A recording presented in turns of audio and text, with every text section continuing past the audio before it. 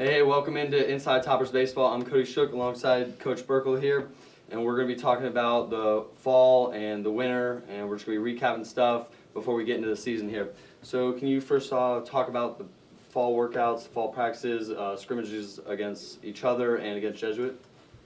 I thought the fall went pretty quick. Obviously, that's our good weather period, so we try to get as much instructional stuff in as we can while still being able to play some games. And we're fortunate enough to have Jesuit in our backyard where we can play them twice. Those seem to go pretty well for us. And then the biggest series of the fall is probably our Black and Gold World Series, where we don't have to coach. It's just you guys, and it's literally a schoolyard pick'em. You guys play who you want.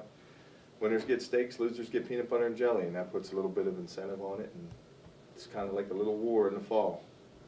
Mm-hmm. And now can you talk about the winter workouts, such as like the practices and what we do in the weight room? Well, the weight room starts for us as soon as that World Series is over. It's mandatory then.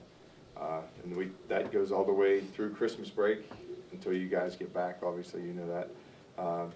And then that maintains for some people. But the weight room has now become a mandatory thing for us again. With two different workouts. Pitchers obviously have one workout, position players have another. Position players a little bit heavier.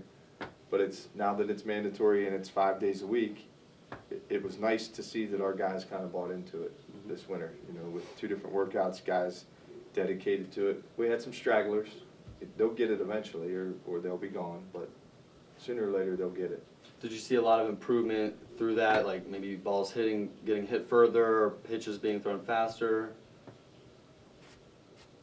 If I had to compare the two, I would say that I can see the bigger increase on the pitching staff at this point, whether it's velocity or foot speed or just even some balance work. I can see that now in certain guys, like a Nicky Norman who's kind of clumsy, a little bit of an oaf. Now he can do the balance beam work and he can do some of that stuff. And I've seen some big velocity changes in like a Cody Shook and a Riley Aulick. Riley Aulick actually put on over 20 pounds since last year. And the velocity change in you and Riley, they were big velocity changes, so I don't know what the next one's going to be. Obviously, it can't be that big again, but when you're jumping 8 miles an hour in a year, I mean, it's saying that what we're doing in the weight room is working. Now moving forward to the start of the season, Mark Smith earned preseason All-Atlantic Region honors. Now what does that mean to the program as a whole, to the team moving forward this year and for, going on, and then for him as a player in his career because he is a senior? Well, Smitty deserves everything he gets. I mean, on the individual side, I mean, the kid's busted his ass for 4 years. He's become that example leader. When he comes in, he's first one here, last one to leave when it comes to the pitcher's workout. So he deserves everything he gets individually. As for the team, though, I think, and he'll tell you this too, it's more important for the team because now we're getting recognition. We've had those phone calls from Major League Scouts now on 3 guys, and as a program now we're starting to get the respect that we thought we deserved in the beginning, but again, it has to be earned. So now those accolades that are starting to come to us, whether it's individually or as a team, those help. Speaking of recognition, we were voted 3rd in our division in the preseason polls, earning 1 first-place vote. Now, what does that mean to the team, to you, to have a program there at the beginning of the season?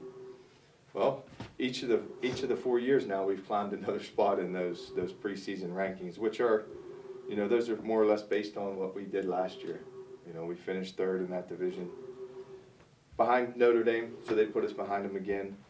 The parity in the league is off the charts now. Everybody's comparable. I mean, Shepherd is still really good. State is probably still really good. I haven't seen much on them yet, but the parity throughout the whole conference now is going to be something that it's going to be fun when you're fighting for those top 3 spots in each division now for a playoff spot. Right. Now, can you touch on that? The playoff structure, it did change this year.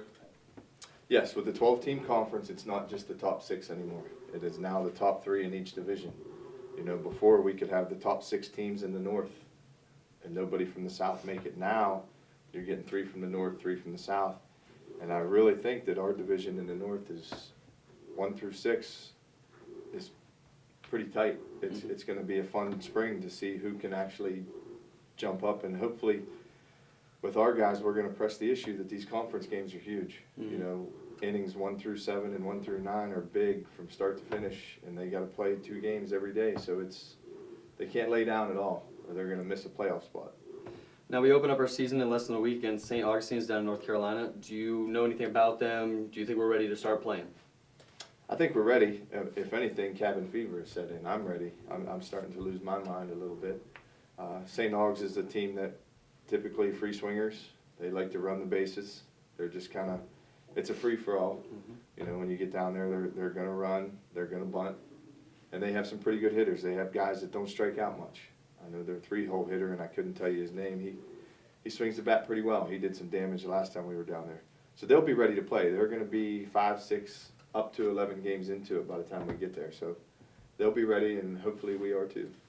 Now, out of the 50 games we play this year, only 17 of them are at home. Do you think that is going to impact the team not playing at home in front of the fans, maybe too much travel, any fatigue setting in that way? Well, no matter how it affects the team, it's kind of a moot point at this juncture because that's the schedule and the way it's made up. Those are 17 games that are played here. We also have some home games in Washington. So, you know, the 50-game schedule, we're getting close to 50%. You know, if we're at 20 and 35 or 20 and 25, whatever it is, plus some neutral site games. So we're getting closer. But again, being a northern school and with this weather, you know, we're lucky to get 17 games in here in an 8-week season. So. Now, can you just talk about the team goals for this season for the hitter standpoint and the pitcher side?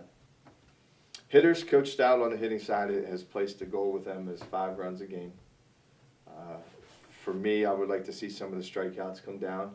I would like to see guys in certain roles possibly take some more pitches, get some on-base percentages up. You know, there's not a reason that our leadoff batter, DJ Busby, should be leading us in at-bats. He should be leading us in walks. So that's a goal that I've talked to DJ about. We talked to Jordan Meyer about seeing some more pitches. So 5 runs a game is what Coach Stout has put on him. He figures if we can score 5 runs a game with our pitching staff, we should be pretty good. With our pitching staff, the goal from what we've seen from last year is less walks. You know, walks seemed to get us in trouble last year. You know, ERA was fine, but it's the walks. You know, these guys at some point are going to learn that little things in the game of baseball are going to cost them a game, and then they're going to look back at it and say, shit, that's the game we should have won. Now, do you have any season expectations for the team for yourself? So last year, we have made it to the tournament, MEC tournament, the past couple of years. What's the next step to go further in the tournament? Last year was disappointing for me. You know, making the tournament is obviously the first goal, but being in year 3, I was tired of going 2 and out.